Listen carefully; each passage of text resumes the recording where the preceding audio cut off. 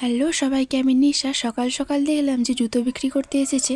তারপর ওখান থেকে আমি মায়ের জন্য একজোড়া জুতো আর দিদি নিজের জন্য আর বোনজির জন্য একজোড়া জুতো কিনেছিল। তারপর আর কি দিদি বাড়ি থেকে আমি একটা পান আর একটা ক্যাম্পা নিয়ে চললাম বাড়িতে মাকে দেওয়ার জন্য। বাড়িতে এসে দেখলাম গোলাপ ফুল গাছটা এতগুলো ফুল ফুটেছে, সঙ্গে কুড়িও ধরেছে। আর এদিকে আমাদের বাড়ির কাজ হচ্ছিল, তো মাকে জুতোটা পরে দেখতে বললাম মায়ের পায়ে হয়েছে কিনা। মা বললো হয়েছে। তারপর আর কি আমি এখানে মাকে ক্যাম্পাটা দেওয়ার পর রান্না বান্না করতে লেগে পড়লাম। তো আজকে তেমন কিছু নেই, মাছ ছিল। তো এখানে দেখো একজন মাছের গন্ধ পেয়ে চুপচাপ বসে আছে এসে। আজকে রান্না করতে একটু বেশি দেরি হয়ে গেছিলো, তো তার জন্য তাড়াতাড়ি করে উনানটা ধরিয়ে কড়াটা মুছে কড়াইয়ে তেল দিয়ে প্রথমে মাছগুলোকে ভেজে নিয়েছিলাম।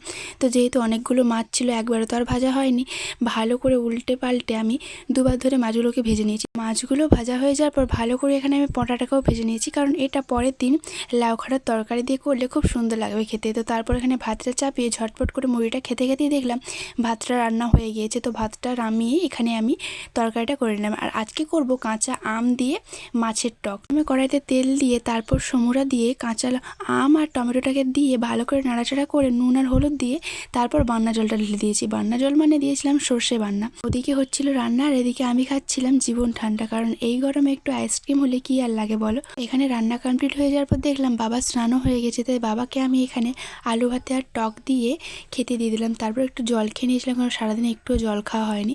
তারপর গিয়ে বিছানাটার এই অবস্থা দেখে আমি তো অবাক, ভালো করে গুছিয়ে নিয়েছিলাম। আর এদিকে আমার বোতলটা পরে পুরো বিছানাটা ভিজে গিয়েছিল। বিছানাটাকে রোদ দিয়ে এখানে আমিও খেয়ে নিলাম।